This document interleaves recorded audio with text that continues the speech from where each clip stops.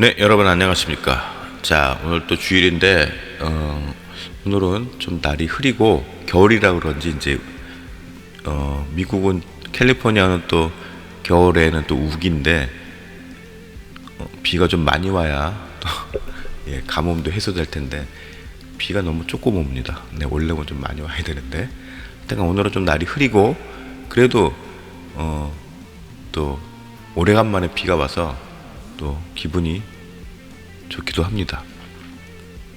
겨울비네요. 네. 자, 오늘부터는 이제 사무엘상으로 들어갑니다. 사무엘상 말씀으로. 그래서 이제 사무엘상 시리즈로 쭉 가게 됩니다. 자, 오늘은 이제 그 첫 번째 시간으로 사무엘상 시리즈 첫 번째 시간으로 한나의 기도라고 주제를 잡아봤고 의심과 신뢰의 갈림길에서라는 소제목으로 여러분들과 함께 하고자 합니다. 오늘 본문은 사무엘상 1장 10절에서 11절 그리고 18절 말씀을 함께 보겠습니다. 세 절이니까 그냥 함께 보죠. 자, 10절 한나가 마음이 괴로워서 여호와께 기도하고 통곡하며 11절 서원하여 이르되 만군의 여호와여 만일 주의 여종의 고통을 돌보시고 나를 기억하사 주의 여종을 잊지 아니하시고 주의 여종에게 아들을 주시면 내가 평생에 그를 여호와께 드리고 삭도를 그의 머리에 대지 아니하겠나이다. 18절 이르되 당신의 여종이 당신께 은혜를 입기 원하나이다 하고 가서 먹고 얼굴에 다시는 근심빛이 없더라. 자, 제가 지난주인가요? 요즘에는 이제 바로 어제 일도 좀 헷갈려가지고 자, 지난주인가요? 자, 이런 비슷한 우리가 말씀을 나눈 기억이 있는데, 자, 여러분들은 살아오면서 정말로 서러움이나 절박한 상황을 힘들어하며 괴로워한 경험이 있으신지요? 사람마다 정도의 차이는 있겠지만 한 번쯤은 모두 겪어보셨을 것이라 생각이 됩니다. 자, 오늘 본문은 하나님께서 귀하게 쓰신 위대한 선지자 중에 한 사람이었던 사무엘의 탄생 배경이 되는 이야기이죠. 자, 에브라임 사람 엘가에게는 두 명의 아내가 있었는데 바로 한나와 브닌나입니다. 자, 엘가는 한나를 더 사랑하였지만 자녀가 브닌나에게만 있었고 한나에게는 자녀가 없었죠. 그런데 브닌나가 자녀가 없는 한나를 구박하고 멸시하였습니다. 마치 무슨 한국의 아침 드라마 같은 이야기죠. 네. 자, 이에 평소에 많은 스트레스와 서러움이 한나에게 있었습니다.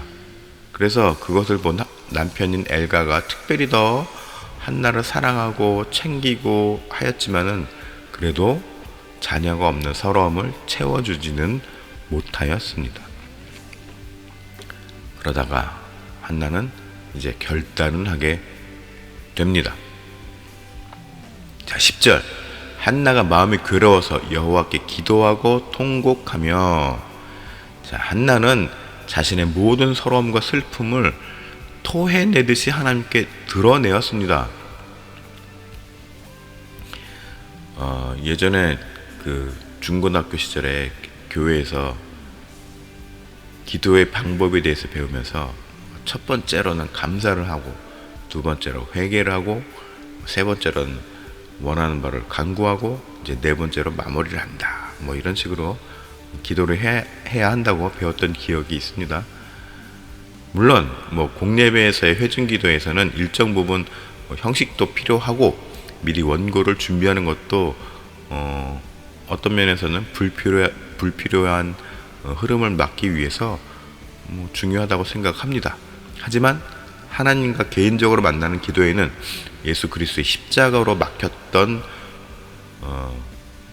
구원으로 향하는 길이 열렸고, 그렇기에 또 까다로웠던 절차도 모두 사라졌기 때문에 답답한 마음이나 괴로운 일이 있을 때 우리는 언제나 주님 앞에서 내 속에 있는 모든 것을 가감없이 쏟아내야 하는 것이 중요합니다. 한나는 그야말로 자신의 감정을 있는 그대로 쏟아내면서 가장 연약하고 아픈 부분은 하나님께 매달렸습니다. 우리의 가장 깊은 내밀한 부분을 주님 앞에 고백하면서 드러내는 기도. 이러한 기도야말로 하나님께서 주목하시고 집중하시는 기도이기 때문입니다. 자, 11절에 서원하여 이르되 라고 되어 있는데, 자, 서원 뭐죠? 바라는 바를 세우고 그것을 이루고자 맹세하다 라는 의미가 있습니다. 자, 구약을 보면은 하나님은 딜을 참 좋아하십니다. 제가 뭐 이것도 자주 드리는 말씀인데, 그래서 아브라함부터 해서 많은 인물들이 하나님과의 딜을 통해 자신의 삶을 맡기는 것을 우리는 발견할 수 있습니다. 자, 오늘 한나는 아주 무거운 딜을 하나님과 하게 됩니다. 11절 이어가면은, 만군의 여호와여, 만일 주의 여종의 고통을 돌보시고 나를 기억하사 주의 여종을 잊지 아니하시고 주의 여종에게 아들을 주시면 내가 평생에 그를 여호와께 드리고 삭도를 그의 머리에 대지 아니하겠나이다. 자, 한나가 이러한 서원을 하였습니다. 자, 맨 앞에 만일 그렇습니다.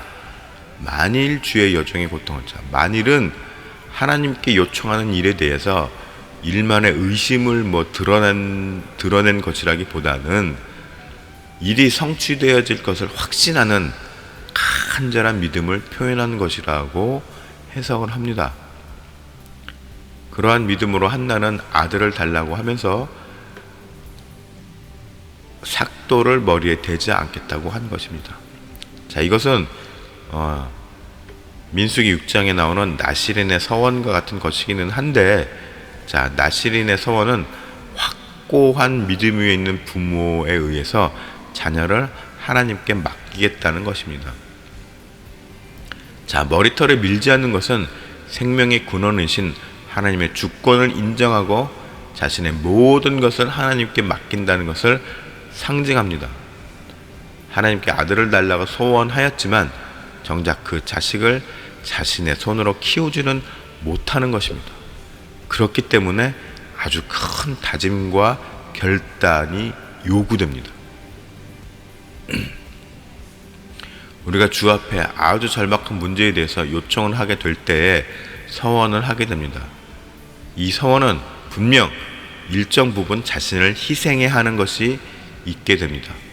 그러나 이 희생은 하나님께서 들어주실 은혜에 비하면 아주 작은 부분이기도 합니다. 자, 우리가 은혜를 얘기했는데 아까 비가 아주 조금 온다고 했는데 지금 아주 갑자기 또 폭우가 샤워가 내리네요. 네, 은혜입니다. 네. 캘리포니아에서 이렇게 비가 확 오는 것도 은혜입니다. 자, 히브리서 11장 7절 보면은 믿음으로 노아는 아직 보이지 않는 일에 경고하심을 받아 경외함으로 방주를 준비하며 그 집을 구원하였으니 이로 말미암아 세상을 정죄하고 믿음을 따르는 의의 상속자가 되었느니라. 자, 뭡니까? 노아는 아직 일어나지 않는 사건을 인내함으로 기다리며 자신의 할 일을 묵묵히 해나갔습니다. 그리고 이를 믿음이라고 인정하시는 것입니다. 누가요? 네, 하나님이요.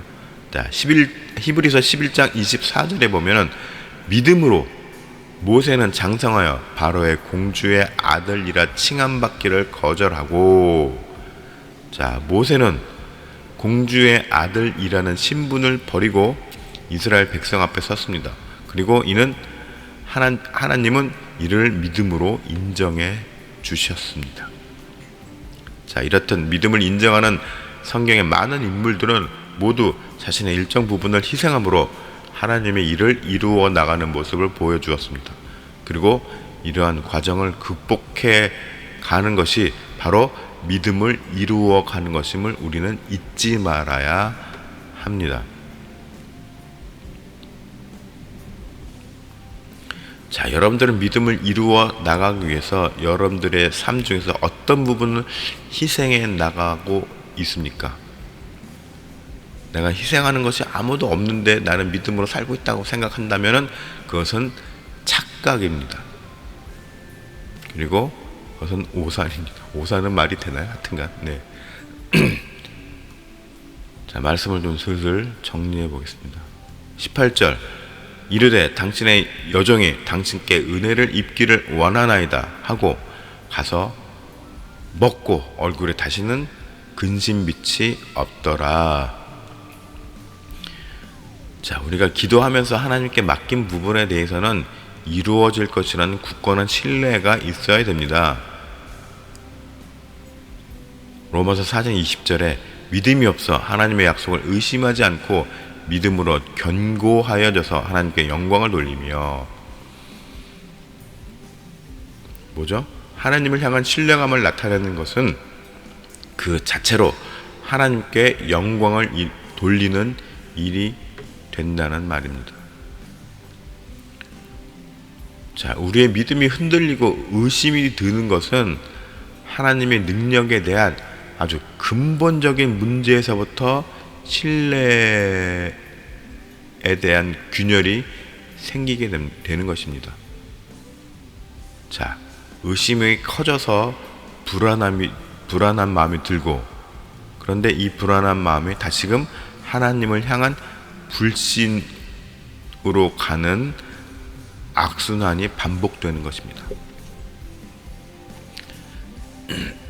자, 야고보서 1장 6절에서 7절 말씀을 보면 오직 믿음으로 구하고 조금도 의심하지 말라. 의심하는 자는 마치 바람에 밀려 요동하는 바다 물결 같으니 이런 사람은 무엇이든지 주께 얻기를 생각하지 말라. 자, 여기서 보면 바람에 밀려 요동하는 바다 물결 같으니 해서 누가 생각이 납니까? 네, 베드로가 생각나지 않습니까? 네, 무리를 걷다가 베드로가 갑자기 두려운 마음이 생겨서 물에 빠지죠. 물론 무턱대고 우리가 하나님께 아무거나 막 구하고 나서 이것을 믿음으로 이루어질 것이라고 막 이렇게 생각하는 것은 또 무리가 있습니다. 우리가 믿음으로 구하는 것은 하나님의 뜻에 맞는 것을 구하는 것이죠. 나의 욕심과 나의 이기적인 욕구를 채우는 것을 목적으로 한 기도에 대해서 믿음이 생긴 믿음을 갖고 뭘 이루어질 것이다 이렇게 생각하는 게 아니라 하나님의 뜻에 합당한 뜻을 그 내용을 구하는 것, 이것이 중요하다는 것이죠. 자, 우리가 하나님께 하는 기도는 마치 인생을 도박하듯이 던지고 보는 패가 아닙니다. 우리의 마음 전부를 신뢰로 바꾸어야 하며 또 그 신뢰를 전부 나에게 요구하시는 사명과 바꾸어야 합니다. 어렵죠? 쉬운 일은 아닙니다. 그렇기 때문에 우리는 믿음이 흔들리고 하나님을 향한 신뢰감이 떨어질 때마다 무릎 꿇고 기도하며 매달려야 하는 것입니다. 그렇게 우리의 연약함을 채워나가야 합니다. 그러면은 하나님께서 우리의 부족한 부분을 채워주실 것입니다. 자, 여러분들 모두 끝까지 하나님을 신뢰하며 믿음으로 인정받는 귀한 자녀들이 되시기를 축복합니다.